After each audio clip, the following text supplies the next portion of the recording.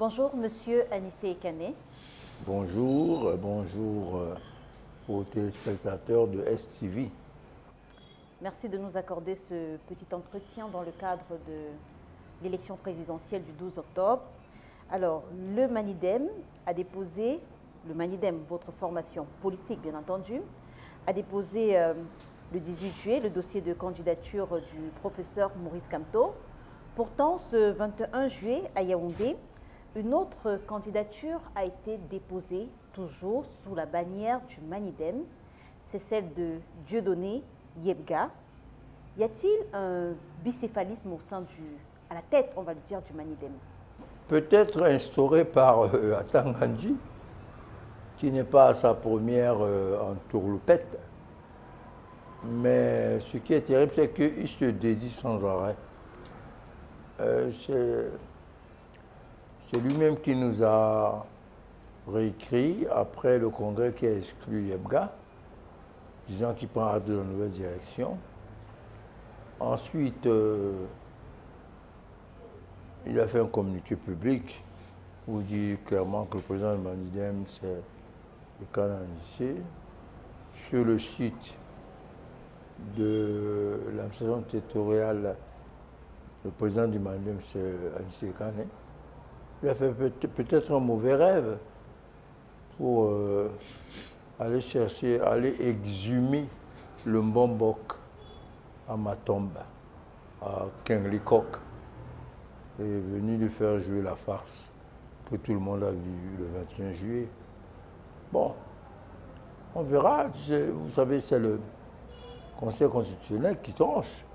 On amènera nos arguments là-bas et on va déshabiller à Tangandji. Pourquoi vous y voyez tout de suite la main du ministre de l'administration territoriale? Pourtant, vous le dites, c'est bien lui qui, le 17 juillet 2018, a reconnu que vous étiez la personne habilitée à parler pour le Manidem. Oui, mais c'est le chef des entourloupettes. Et en plus, peut-être ne pensait-il pas que le régime était en danger. Là, je crois qu'il sent que le sable s'effrite sur ses pieds, sur les pieds du régime. Alors il tombe de choses burlesques, fantasmagoriques. D'abord, avoir la tête de son candidat, on avait l'impression que lui-même se demandait où est-ce que le gars l'entraîne. Bon, il y aura peut-être quelques avantages, qui sait. C'est le moment, lors de l'élection présidentielle, de la campagne présidentielle, où chacun fait son petit cinéma pour avoir quelques avantages. Mais je ne crois pas que ça ira loin. C'est trop gros pour être sérieux. Vous avez justement tout à l'heure évoqué la posture, la position du Mbombok Dieudonné Yebga au sein du Manidem. Est-ce que vous pouvez nous en dire plus? Est-ce qu'il a été exclu? Est-ce qu'il a démissionné? Est-ce qu'il est toujours militant du Manidem? Mais il a été exclu du Manidem avec d'autres ex-camarades. On a tous ces documents transmis au fameux Atangandji. Il a été exclu, donc. Et bon, je pense que depuis, il a adopté une nature de sagesse. Il est rentré au village, il est un Mbombok. Et puis, il s'occupe d'une petite association de consommateurs. Ben, peut-être que Atangandji est un spécialiste de l'exhumation des corps. Il allait les exhumer à Kinglikok pour venir faire son petit numéro. Voilà. Cette question, je l'ai déjà posée, mais j'insiste. Est-ce que vous avez des preuves palpables qui montrent effectivement que le ministre de l'administration territoriale est derrière ce qui s'est passé le 21 juillet à Ilikam? Je vous dis que dans ces sites, le président du Manidem, c'est Ekane, Anissé. Dans ses papiers, le courrier que nous a envoyé, il prend acte de l'exclusion de Yebga. Alors, je vois très mal comment Yebga sortirait de sa torpeur, trouverait 30 millions pour aller payer une caution, alors qu'il est retiré au village. Et donc jusqu'ici, le ministre de l'administration territoriale vous a toujours reconnu, j'insiste encore une fois, Pourquoi voyez-vous sa main derrière? La preuve, l'ECAM invite, je fais tous les séminaires de l'ECAM. Le dernier, c'était avec l'ONU il y a moins de mois. Et l'ECAM invite les gens par rapport à la liste des partis légalisés par l'administration territoriale. Donc, c'est quand même surprenant que, malgré cela, un candidat se lève, un soi-disant candidat vient déposer au nom du Manidem. Et en fait, ce prévalant du président du Manidem, puisque c'est lui-même qui a signé son investiture, je ne sais pas d'où il allait tirer cette audace si on ne lui a pas dit que le pouvoir s'arrangerait à faire prévaloir sa candidature. Sauf si, et moi je crois plutôt à ça, c'était une façon d'embrouiller le Camerounais. Il y a un enthousiasme délirant sur cette candidature atypique. Parce que venant du Manidem, je crois que il veut installer un peu le doute pour essayer de créer chez les sympathisants un recul. Mais bon, s'il est très intelligent, comme il se le dit, je ne crois pas qu'il puisse penser que ça va prospérer. Non. Ça va prospérer.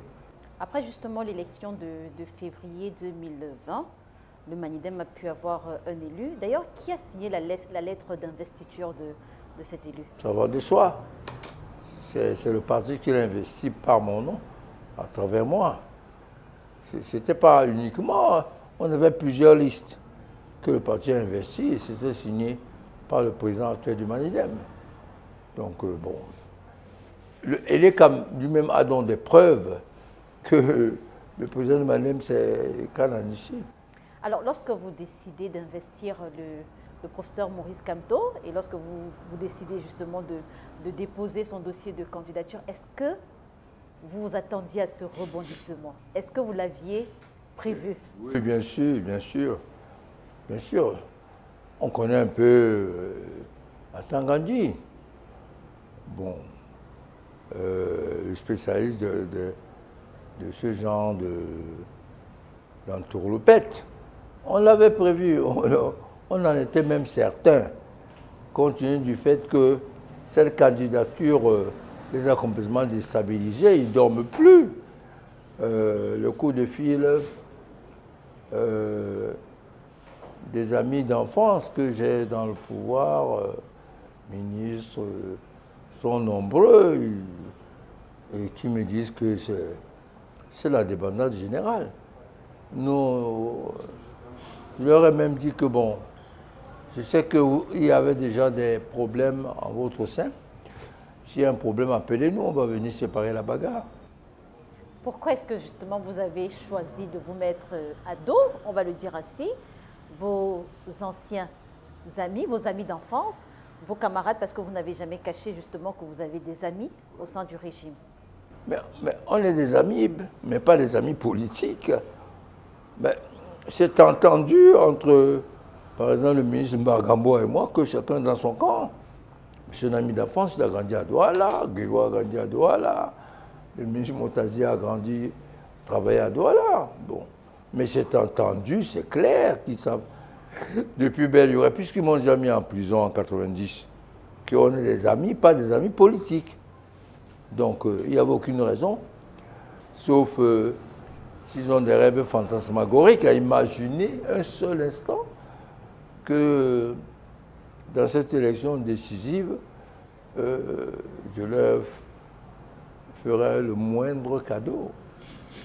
Vous savez, même là, après l'investiture de Kamto, on se parle. Hein. Ils sont désolés. C'est eux-mêmes qui me disent qu'ils sont désemparés. On n'y peut rien. C'est bien aussi là qu'ils aient goûté un peu l'avis d'un opposant. Pourquoi est-ce que vous dites que cette élection, celle du 12 octobre 2025, est décisive? Elle est décisive, ça se voit. Vous savez, tout à l'heure, je suis allé à la permanence du parti. J'étais vers lui. J'arrive, elle était pleine à craquer avec le bain sous la houlette il s'appelle Esomba et Sama. C'était, moi, je suis surpris. Je suis vraiment surpris par l'enthousiasme que cette candidature provoque. Je ne m'attendais pas autant. Bon, je me disais que bon, ça va susciter de l'espoir, mais c'est le délire. Donc, deuxièmement, en 92, il y avait une adhésion au changement. C'est-à-dire que tous les Camerounais voulaient le changement. En 2025, ce n'est plus ça. En 92, c'était un courant d'opinion fort en faveur de la candidature de Fondi. Aujourd'hui, c'est un mouvement autonome de masse. Les gens s'auto-organisent au nord. Les groupes de pression, les jeunes s'organisent en dehors du cadre restreint des partis. Et les deux ministres qui ont démissionné, Issa Kiroma et Bello Bouba, c'est sous la pression de leur population. Ben, ce n'était pas de gaieté de cœur qui quittait le navire Titanic qui coulait. Ce n'était pas de gaieté de cœur. Ils ont été contraints par la mobilisation, les aspirations et la détermination des populations du Septentrion. Et c'est partout ailleurs. J'ai aussi mon ancien chauffeur, camarade aussi, qui vit à Fouquet. Il dit à Fouquet, dans la mer Noire, c'est le délire. Je suis vraiment surpris par l'enthousiasme de cette candidature. Alors, il voit bien, c'est bien une situation exceptionnelle. Vous savez, on n'a même pas encore publié le nom des candidats, mais ça déclenche une euphorie extraordinaire. Ça n'a rien à voir avec la non-campagne ou la pré-campagne en 92. En 92, ça a commencé timidement, même quand ça s'est accéléré. Mais là, c'est parti. Le lendemain ou le jour même, vous en êtes témoin du dépôt de la candidature Camto, c'était l'effervescence totale, parce qu'elle était inédite, inattendue, spectaculaire et allant, et ça c'est le plus important, dans le sens de l'intérêt du pays, parce qu'elle réunit deux formations aux orientations idéologiques différentes, mais qui ont pris sur elles de transcender ces différences. Parce que l'intérêt du pays, tu es notre seul et vrai bonheur. Ça, on le chante peut-être sans s'en rendre compte. Cameroun, tu es notre seul et vrai bonheur. Justement, qu'est-ce qui vous a motivé à investir le professeur Maurice Kamto? Qu'est-ce qu'il représente aujourd'hui pour vous? Cette phrase-là, le Cameroun. Je me lève le matin, c'est le Cameroun. À midi, je parle du Cameroun. Le soir, je parle du Cameroun. C'est l'horizon indépassable. Vous savez, on a tous des préférences. On a des différences. On a des ressentis, même des ressentiments, depuis que le multipartisme est arrivé. Mais il faut se lever au-dessus de ça quand il s'agit du Cameroun, notre chère patrie. C'est ça qui est motivant. Bon, ceux qui n'aiment pas le Cameroun et qui préfèrent privilégier leurs intérêts personnels, ils ne comprendraient pas. Vous voyez, il y a des gens qui ne comprennent pas, ils disent, mais qu'est-ce qu'il fait là? Il pourrait se mouvoir ailleurs, aller prendre les sous comme tous les autres. Mais comment il va choisir Camto? Ce n'est pas possible. Voilà. Mais ceux qui comprennent l'intérêt supérieur de la nation, là, ils s'enthousiasment. Est-ce que ce que vous nous dites, Anissé Kane, c'est qu'aucun intérêt personnel n'a motivé cette investiture du professeur Maurice Kamto par le Manidem? Bon, vous savez, au Cameroun, on voit tout par le touchement d'argent. Nous ne sommes pas des marchands du tapis. Il y a des marchands du tapis dans le microcosme politique, c'est vrai. Et ceux qui l'ont déclaré, que nous allons vendre notre investiture. Mais le Manidem n'est pas une association de marchands de tapis. Et jusqu'à aujourd'hui, on n'a jamais eu de conversation avec le président Kamto, ni même son équipe. Quelques marchandages. Quand on a commencé notre conversation, Quelques marchandages.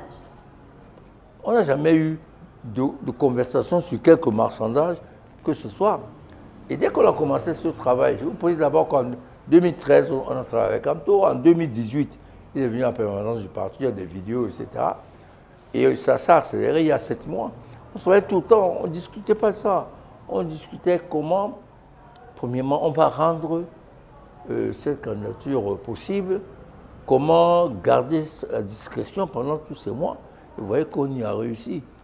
Sauf le geste illégal du commissariat du 6e arrondissement de Yaoundé qui a publié la déclaration de candidature de Maurice Kamto quand il allait la faire légaliser.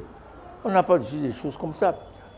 Pour la simple raison que, vous savez, ce que ce Cameroun sera après le 11 octobre, ça vaut des milliards de milliards pour notre pays, pour l'avenir de nos enfants. Vous voyez, la mixité, pas le mariage de notre pays, fait en sorte que ceux qui sont encore cramponnés sur les problèmes de régionalisme, de tribalisme, de suprémacistes, tribal ou ethniques, ben, ils vont être contredits par leurs enfants et petits-enfants.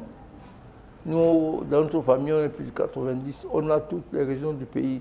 Comment on va faire si on ne se lève pas, si ce n'est pas intégré? On parlait justement de tribalisme. Oui. Tout le monde, on voyait tous les autres partis politiques pouvant investir le professeur Maurice Kamto, sauf le Manidem. Oui.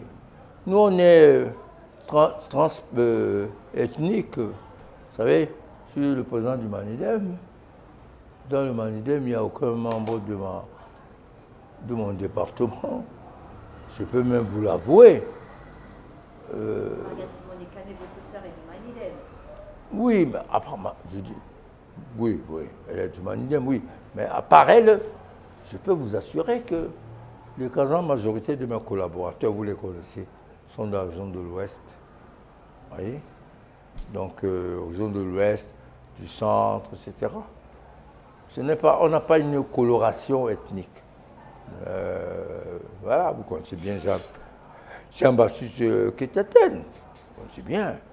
Le premier vice-président du parti, c'est Ndogmou et de Foucault, il est de Foucault. Donc, on n'est pas sûr. On a dépassé cela. Si certains sont au bas des pâquerettes, nous, on survole. On est au-dessus. Pourquoi justement vous avez choisi de garder cette investiture, cette entente dans le plus grand secret? Ben, vous imaginez qu'est-ce que ça aurait été si le Moulinex l'avait appris avant? Il aurait inventé des choses extraordinaires. Quitte à faire organiser des faux congrès, des trucs comme ça, parce que c'est le champion des coups pareils. Je peux vous assurer que ce soit du côté du Manidem, que du côté de Maurice Kamto, c'était tenu par une petite poignée d'individus. Mais lorsque ça s'est bien arrangé, on en a discuté dans notre direction, on a expliqué le bien fondé de ce blackout.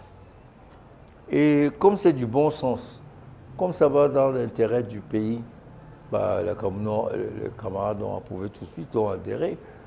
Et ils sont enthousiastes. Tellement, même chez nous, c'était un événement. Bon, bah, je ne vous l'apprends pas. Les rapports entre la base de Kamto et le Manidem, c'était pas des bisous tous les jours. Mais bon, ça, on est au-dessus de ça. Est-ce que justement tout le groupe Manidem a donné son aval pour cette investiture? Non seulement ils ont donné leur aval, mais ils ont applaudi. Mais bon, si je suis modeste, je dirais qu'ils ont dit, comme président, c'est un bon coup. Et lorsque la candidature a été déposée, ben, un bon coup, c'était un coup de maître. Vous voyez, voilà l'expression qui revient toujours, un coup de maître. Bon, j'ai une petite expérience sur la vie politique. Donc ça les a pas surpris. D'ailleurs, qu'est-ce que ça fait, Anissé Kane, de passer de celui qui pendant longtemps a été traité de pion du régime, à aujourd'hui vous êtes presque célébré comme un héros. D'ailleurs, on a pu lire des phrases comme « Il entre dans l'histoire du Cameroun par la grande porte ». Qu'est-ce que ça fait? Pas grand-chose. Je suis quelqu'un de très discret et humble, vous savez. Et puis, je comprenais. C'est-à-dire que ce n'était pas agréable, mais je comprenais pourquoi. Pourquoi les ressentis tribalistes et ethniques sont forts dans notre pays. C'est entretenu par le régime. Donc, j'allais dire entre griffes, un pauvre Camerounais ne comprend pas comment un gars de l'Ouest, un gars du Torah peut arriver à une telle entente, alors que les frictions tribalistes sont légion dans le pays. C'est-à-dire que c'est une leçon extraordinaire. J'ai des fils qui sont très grands, mais qui sont dans des groupes de WhatsApp, etc. Ils me disent, mais c'est l'euphorie. Et ils leur demandent, c'est vrai votre père? Oui. Parce que, bon, ils avaient suivi tout ce qui s'est passé sur les réseaux sociaux. C'est-à-dire que c'est inimaginable ce qui a pu se dire sur les réseaux sociaux avant. Voilà, c'est ça. Mais c'est ça l'histoire. Vous savez, Wandé, Ernest, Émile, a dit que la vérité voyage sans passeport. Doit dépasser toutes les frontières entre les tribus, tout ça. La vérité dépasse ça. Voilà. D'ailleurs, une clé a été remise à Maurice Kamto lors du meeting de Paris. Tout était dans le détail. Est-ce que ça avait un rapport avec le Manidem? Parce que je rappelle que le symbole du Manidem, c'est la clé. Je n'ai pas organisé le meeting de Paris, donc j'en sais rien. Moi aussi, j'étais surpris. Mais bon, ce geste symbolique, ça, il est révélateur d'une certaine symbiose qui se matérialisait. Mais bon, la clé. Tout le monde parle, remet les clés des villes, des trucs comme ça. Ça n'a pas pu attirer l'attention. Vous vous rappelez de l'affaire là-bas, lorsque on l'a auto-exclu au groupe de Douala, ben, qu'est-ce qu'on n'a pas dit? C'est parce qu'il était à côté de Kamto, etc. Et c'est Kananissé qui l'a fait parce qu'il déteste Kamto. Bon. D'ailleurs, quelle est votre position aujourd'hui par rapport au groupe de Douala? Est-ce que vous êtes toujours membre du groupe de Douala? Je travaille toujours avec le groupe de Douala pour des raisons tactiques et d'essence. Je vais plus signer le communiqué du groupe de Douala. Mais le principe du groupe de Douala, ce n'est pas de ne pas avoir de préférence, hein. C'est de ne pas les afficher. Et vous avez affiché vos préférences. Attendez. La collaboration avec Kamto date de 7 mois. Le groupe de Douala de 4 mois. Donc, avant de créer le groupe de Douala, j'étais dans une démarche déjà avec Maurice Kamto. Mais personne ne m'a pris en défaut d'impartialité, de partialité dans le groupe de Douala. Je l'ai fait parce que j'étais conscient de l'intérêt de cette démarche-là. Bon, il fallait... Le geste du Manidem est un geste d'équité et de justice.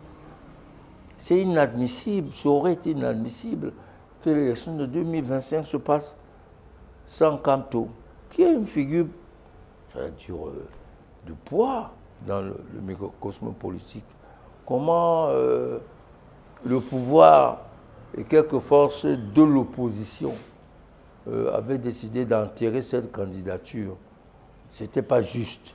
Sur le plan lui-même, ce n'est pas juste d'écarter quelqu'un qui était quand même deuxième à l'élection présidentielle, souvent sous des arguments tribalistes et ethnicistes. Donc nous, on a rétabli, on a remis tout le monde sur la ligne d'arrivée. Voilà. Les valeurs fondamentales, certainement, sinon on n'aurait pas tenté depuis 2013 de se rapprocher de lui. Avec des différences, avec des sensibilités. Je précise quand même que sur la question du franc CFA, on a très peu, sinon rarement entendu le professeur Maurice Kamto. Si. Sur ce plan-là, je crois qu'il a fait. On a cheminé. À quoi servait 7 mois de discussion de cheminement, sinon pour nous accorder sur l'essentiel. Et sur l'essentiel, on s'est accordé. Vous savez, l'intérêt du pays... C'est quoi l'essentiel sur lequel vous nous êtes accordé? La souveraineté du peuple camerounais par rapport à ses anciennes colonies. Ça, c'est indéniable. Rendre le Cameroun aux Camerounais. Les fondations du Cameroun ont été bâties par les colons. Les Camerounais ne sont jamais assis pour décider de leur constitution, de ce que le pays doit devenir. Tout a été fait avec la participation, sinon l'imposition des colons, sous Aïdio comme sous Biya, qui allait rendre compte à Macron des résultats de l'élection, des résultats du grand dialogue, etc. Vous imaginez le nouveau président du Cameroun aller rendre compte à Macron? Ça m'étonnerait. Bon. Et puis, ce vent anti-néocolonialiste qui monte en Afrique de l'Ouest ne peut pas rester indifférent. Les Camerounais qui ont été à la pointe de la lutte contre le colonialisme, les Mandela, les membres de l'ANC, au Mozambique, au Congo, de Lumumba, en Centrafrique, tout ça, ça a été... tous ces patriotes et nationalistes ont été formés par l'UPC. Vous voyez, donc comment l'UPC ou les militants nationalistes peuvent-ils être indifférents à ce qui se passe dans les zones du Sahel? Comment les Camerounais peuvent-ils rester complètement à l'écart de ce tsunami anti-néocolonialiste qui monte là? La vague est à côté là. Hein, elle va balayer tous ceux qui sont viscéralement attachés à la France-Afrique. Voilà. Maurice Kamto a démissionné du MRC. Vous le certifiez? Maurice Kamto a démissionné du MRC. Maurice Kamto, le professeur Maurice Kamto, est désormais militant du Manidem. Pourtant, oui, le 19 juillet, c'est au siège du MRC que le Manidem organise une conférence de presse. Parce que le MRC fait partie de la dynamique de la candidature. Vous imaginez quand même pas que le MRC, en tant que parti, n'est pas dans la dynamique de la victoire du candidat investi par le Manidem. Vous savez pourquoi en réalité, ça ne date pas d'aujourd'hui, ces formalités formelles administratives? C'est parce que le gouvernement RDPC, le régime RDPC, a sorti des lois qui empêchent toute collaboration parce qu'elles auraient pu le déstabiliser depuis. Donc personne ne se fait des illusions sur le fait que la bonne foi de Kamto est mise en cause. Moi, j'en pose la question, est-ce qu'il va revenir? On verra. Vous savez, quand un phénomène commence, on ne sait jamais jusqu'où il va s'arrêter. Il peut déboucher sur une grande plateforme comme le nouveau Front populaire, qui réunit des partis d'idéologies différentes, comme le Front populaire, comme l'alliance entre De Gaulle et les communistes, comme celle de la Chine, les États-Unis et Chiang Kai-shek. L'histoire de l'humanité est parsemée des alliances tactiques pour des objectifs tactiques, mais qui après dépassent le cadre initial. Moi, je ne peux pas vous, je ne suis pas Madame Soleil, je ne peux pas vous dire jusqu'où va aller ce qu'on a commencé là. Ça peut aller très loin. Au-delà de nous, on va même peut-être disparaître. Mais je ne peux pas vous dire, ça peut déboucher, comme ça peut s'arrêter. Mais je pense plutôt que ça peut déboucher sur des mouvements de transformation qui iraient au-delà de nos frontières. Vous êtes sûr que ce qui arrive là, mais au Cameroun, n'aura pas d'impact en Centrafrique, au Congo, où règne Sassou Nguesso, etc. Autant le Sénégal, l'AES parle au Cameroun, autant le Cameroun parlera à ces différents pays. Justement, dans quel état d'esprit vous attendez la date du 11 août 2025? Parce 11 que octobre. du 11 août d'abord, Oui. savoir si oui ou non. Très sereinement. Vous êtes serein. Oui, vous savez. Pourquoi vous êtes serein? Mais parce qu'il n'y a aucun argument sérieux pour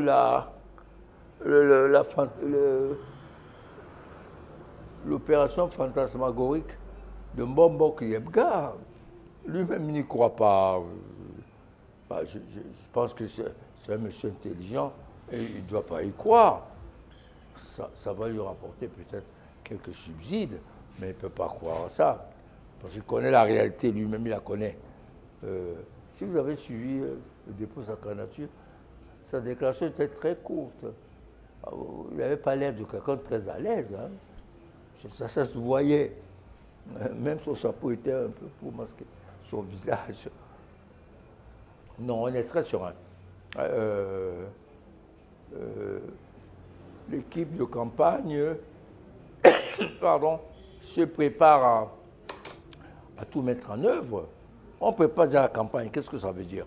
Ça veut dire que, bon, notre horizon, ce n'est pas le 11 août. On a déjà dépassé dans nos esprits le 11 août. Parce que, bon, le Conseil constitutionnel a beau être composé par d'anciens membres du RDPC et du régime, il y a quand même des gens intelligents qui aiment un peu quand même ce pays et qui ne seront pas abusés par les fantasmes de Artan Gandhi. C'est sur le ministre de l'administration territoriale, quoique vous ne m'avez toujours pas dit ce qu'il a fait de concret pour être autant dans votre viseur. Si au soir du 12 octobre 2025, Oui. le professeur Maurice Kamto est élu président de la République du Cameroun, Oui. quel sera le poste d'Anissé Ekane? Je savais que cette... bon, je vous ai dit en offre que je serai à l'administration territoriale pour faire savoir à aux nouveaux opposants qu'est-ce que peut faire... Non, on n'en a même pas discuté, vous savez. Je vous assure, on n'en a pas discuté. Ce n'est même pas dans mon esprit. Peut-être, comme dirait Bia, je vais rentrer au village pour aller savourer dans un environnement plus sain cette victoire. Les sollicitations pour être ministre, pour gagner de l'argent, ça fait belle lurette. J'étais encore en prison à LDA. Et Bia était déjà forcé de nous libérer par la pression. Elle est venue me voir à LDA. Je connais encore son nom. Le colonel Elo. Elo. Qui est venu me faire des propositions que le président a compris, fait une lettre d'excuses, et puis le reste, on va s'arranger. La réponse, c'est que je lui ai dit, bon, allez dire à Bia qu'il nous écrive une lettre d'excuses, et puis bon, on va lui pardonner. Parce que c'est lui qui a trompé les Camerounais en disant qu'il est pour la démocratie. Et sa démocratie nous a conduits en prison, avec des marches, pendant qu'on était en prison, tribunal militaire, où même les généraux, les Semengue et tous, ils ont défilé pour aller à la cathédrale de Yaoundé pour demander qu'on nous condamne. Non, vous savez. Moi ce que j'attends le 13 octobre, c'est l'explosion d'un peuple, de joie, je ne sais pas. Il y aura des AVC, hein, je ne souhaite pas, mais parce que ce sera quelque chose de formidable. Et donc, s'il est élu, quel est le programme politique qui sera appliqué? Celui du MRC, celui du Manidem, lequel? On a élaboré ensemble un peu. Pas pour lui uniquement, pour les autres candidats, parce qu'on est encore dans la recherche de la candidature forte. Hein. Un programme commun de gouvernement, comme on en avait élaboré un en 2018, on a envoyé aux candidats, et quand on est venu nous voir, comme l'UPC a rédigé le programme commun de 1992, comme l'UPC, lors des élections, quand elle était interdite, a rédigé les programmes d'union nationale. On est dans le sillage des Oum, des Moumi et des Wandier. Donc ce n'est pas un programme du Manidem, ni celui de Kamto, etc. On est encore dans la construction de la victoire. Parce que plus on se rapprochera d'une candidature forte. J'ai l'impression que la victoire finalement va vous surprendre si vous n'avez pas encore établi un programme véritable. elle ne va pas nous surprendre. Vous savez, ce travail-là, c'est un travail de synthèse et de discussion. Bah, je vous ai dit tout à l'heure que sur l'essentiel, on est d'accord. On affine, on amende. L'intérêt du pays va contraindre tout le monde à accepter le programme commun du gouvernement. L'intérêt de la victoire, parce qu'elle est au bout de ce travail de construction d'un front commun, va contraindre tout le monde à accepter ce programme. L'exemple des autres pays qui ont franchi le Rubicon, qui ont expulsé la France, va contraindre les Camerounais à accepter les principes de base de souveraineté, de panafricanisme, etc. Donc, on est très confiants. Et aujourd'hui, c'est quoi l'intérêt du Cameroun? C'est quoi l'intérêt du pays? C'est de mettre dehors ce régime néocolonialiste, une association de destruction du pays de Oum, de Moumi et de Wandié. Ça, c'est l'intérêt. Mais l'enthousiasme des inscriptions, des mouvements autonomes de masse au nord, elle trouve sa source dans cet intérêt. Vous savez, il y a les aspects objectifs, la misère, la pauvreté, etc. Ça, tout le monde le vit, y compris ceux qui disaient être militants du RDPC. Mais l'aspect subjectif, c'est-à-dire être conscient qu'on peut changer. Sentir la force du peuple, je veux dire son caractère souverain, rêver d'un autre Cameroun, ben ça peut détruire des montagnes. Un autre Cameroun, un Cameroun comment? Nouveau. C'est ça, c'est le sigle de... C'est le slogan de l'UPC, un Cameroun nouveau. Mais la nouveauté n'a pas toujours que du positif. Oui, mais ce Cameroun nouveau, lui, a des repères. C'est un Cameroun anti-néocolonialiste, anti-néocolonial, un régime anti-néocolonial. C'est un peuple souverain. C'est le bonheur de vivre. Ce pays-ci est merveilleux. Vous savez, malgré la misère, la pauvreté, vous voyez encore des gens qui sourient, pauvres. Ils sourient, ils boivent une bière, ils sont contents, ils dansent. Et la musique, la bonne musique du Cameroun, il y a de toutes sortes.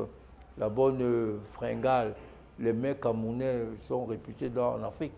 Malgré cette misère, les Camerounais sont philosophes, ils sont encore heureux. Alors imaginez le 13 octobre, quand ils auront conscience que le pays leur est revenu. Quoi? La misère disparaîtra comme...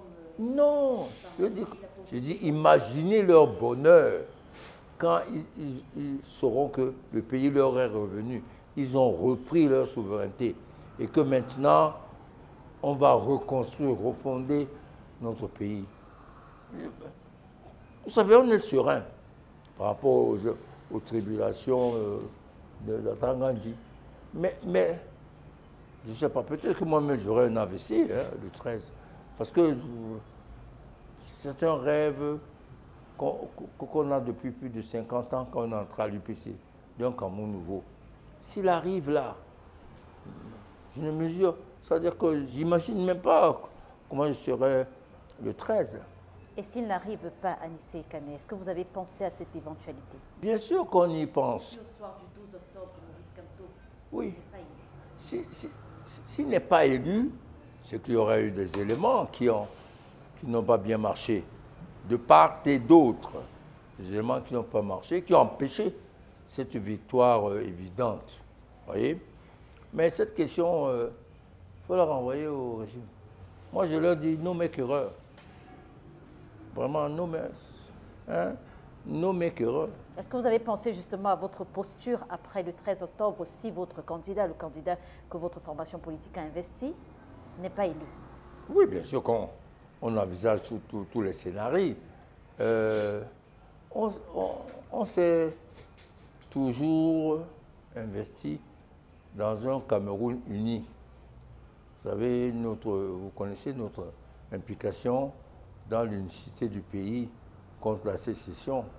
Donc nous voulons toujours conserver notre pays. C'est ce qu'il y a de plus cher. Donc ce n'est pas nous qui provoquerons du chaos, du désordre, même une accélération ou une naissance de tensions sécessionnistes. On fera tout. Vous savez, où est-ce qu'il y a la bagarre actuellement? C'est de l'autre côté, c'est là-bas qu'ils se battent. Et je leur ai même dit un jour dans un plateau qu'on va venir séparer. Parce que peut-être que cette bagarre peut entraîner le chaos dans le pays avec tout ce qui est caporalisation des masses, manipulation. Donc nous, on suivait même ce qui se passe chez eux. On ne voulait pas qu'il y ait des victimes. Hein. Donc on est même prêt à aller séparer le bagarre pour que le pays reste calme. Merci en tout cas, Monsieur Anissé Ekane, d'avoir accepté de répondre aux questions de Spectrum Télévision. Pourrais-je faire autrement pour STV? Merci. Mesdames et messieurs, merci de nous avoir suivis. Bonsoir. C'est la nouvelle du week-end, les gars. Paul Biya, candidat pour un 8e mandat à 92 ans. Alors, le chef de l'État actuel du Cameroun n'est pas fatigué, il a encore toutes ses forces et il se sent encore capable de diriger le Cameroun pour 7 ans. Voilà, donc du coup il aura 99 ans, donc si jamais il gagne cette élection. Voilà. Donc tout cela survient, vous le savez, après une cacophonie au sein de l'appareil étatique où on nous a quand même expliqué que non, les communications sont différentes, avec René Emmanuel Sadi, qui est le ministre de la Communication, qui a parlé d'un 50-50 sur la probabilité de la candidature de Paul Biya, et puis d'un professeur Famendongo, excellent orateur, qui nous a expliqué que de bonnes sources, il n'y avait aucun doute que le président soit candidat, et que lui, il parle en tant que secrétaire, pas en tant que membre du gouvernement. Donc, malgré ces précisions, ces tentatives de détacher la responsabilité ou le style de communication, on comprend quand même qu'il y a une sorte de cacophonie parce qu'ils ne sont pas dupes. De toute façon, Paul Biya est candidat, c'est officiel, désormais son compte X. Ce n'est plus justement une histoire juste de communicant ou alors de secrétaire, puisque ces comptes représentent le président, donc du coup, c'est officiel, les médias en parlent, les médias annoncent. Vous, qu'en pensez-vous? Est-ce que vous êtes pour ou contre cette 8e candidature de Paul Biya à la magistrature suprême? Et pourquoi? Donc, j'attends vos commentaires. Bien sûr, après avoir regardé les débats sur les télés, les extraits que je vous ai montrés, c'est bien de donner votre avis aussi. Ça va être chaud en 2025, excusez-moi. Ça va être chaud cette année. Au mois d'octobre, ça va. Le débat est clos. Maurice Kamto est donc candidat à l'élection présidentielle comme il avait annoncé il y a quelques mois, mais pas sous la bannière du MRC. Cela peut faire certains déçus, voilà, les vrais militants du MRC, mais les fans de l'homme, Maurice Kamto, ceux qui l'apprécient, ceux qui sont sympathisants, eux, ils n'ont pas de problème avec ça. Peu importe la bannière sous laquelle Maurice Kamto va se présenter, pour eux, c'est une occasion de changement, d'alternative. Mais franchement, personne n'a vu ça venir, ça, il faut vraiment le dire. Personne n'a vu venir ce que Maurice Kamto a fait. Il a surpris tout le monde, y compris moi. Mais c'était quand même prévisible qu'il se présente sous notre parti, mais pas celui du Malidem. Donc le choix du Malidem est un choix surprenant, un choix étonnant au vu des idéologies différentes du MRC et du Malidem. Le Malidem qui est une sorte de branche de l'UPC. En tout cas, Maurice Kamto s'est présenté, mais la candidature n'est pas encore validée parce que le processus de validation de la candidature doit respecter les critères. Maurice Kamto a donc choisi un parti politique qui a des élus, mais la façon d'être investi, est-ce que c'est une façon qui est conforme aux normes des LECAM? On le saura dans quelques jours. Est-ce que le ministre de l'administration territoriale ne va pas intervenir, comme il a l'habitude de le faire, dans certains dossiers? Est-ce que avoir déclaré chez un commissaire de police, cela est suffisant? Est-ce que la démission est actée? Est-ce que le temps de constatation de la démission du MRC est acté? Voilà, parce qu'il y a pas mal de théories qui circulent. C'est pas encore très clair. Donc je ferai une vidéo où on va expliquer les règles de candidature, voilà, pour être président. de bout en bout, dans tous les détails, toutes les conditionnalités, et puis les autres arguments de ceux qui pensent que la candidature pourrait être rejetée. Donc, Maurice Kamto a déposé sa candidature. Cela a surpris tout le monde. Vous voulez créer du contenu qui captive, qui informe. Vous voulez partager votre expérience, votre expertise avec le monde. Vous voulez gagner de l'argent avec ce que vous aimez. Alors, ma formation, elle est pour vous. Cette formation, elle est taillée sur mesure pour vous. Dans cette formation, vous allez apprendre à vous lancer dans la création de contenu, à choisir le bon format, le bon support. Dans ma formation, on apprend à trouver sa niche, on apprend à trouver sa valeur ajoutée, sa proposition unique, sa cible idéale. On apprend plein de choses dans cette formation. Dans ma formation, on apprend à trouver son rythme, on apprend à planifier son contenu, à optimiser son temps tout en restant motivé. C'est une formation accessible à tous, que vous soyez expérimenté, débutant, voilà, que vous vouliez créer du contenu audio, vidéo, écrit ou multimédia. Cette formation, elle est pour vous. Vous devez absolument l'apprendre. Alors cette formation est flexible, vous pouvez la suivre à votre rythme, selon vos disponibilités, vos besoins, vos envies. Elle ne coûte pas cher. 150 € pour tous les résidents en Occident et 75 000 francs pour tous ceux qui résident en Afrique. 75 000 francs CFA seulement. Alors qu'est-ce que tu attends? Souscris rapidement à cette formation parce que les places sont limitées à 50 places maximum et il y aura des formations chaque mois. Chaque formation dure 2 semaines minimum et 1 mois pour ceux qui ont du mal. Il y aura 2 semaines en plus de rémédiation pour essayer d'aider les autres. Alors, appelle ce numéro rapidement et surtout, écris à cet email pour souscrire à cette formation. Voilà, le numéro, je rappelle, 0467 81 59 18, précédé du plus 32. Donc, je reprends, plus 32 0467 ou alors plus 32 467 81 59 18, disponible bien sûr par appel et sur WhatsApp ou alors écrivez-moi tout simplement par mail pour souscrire à votre formation. Donc je vous attends nombreux et les places sont très limitées. Donc à très bientôt.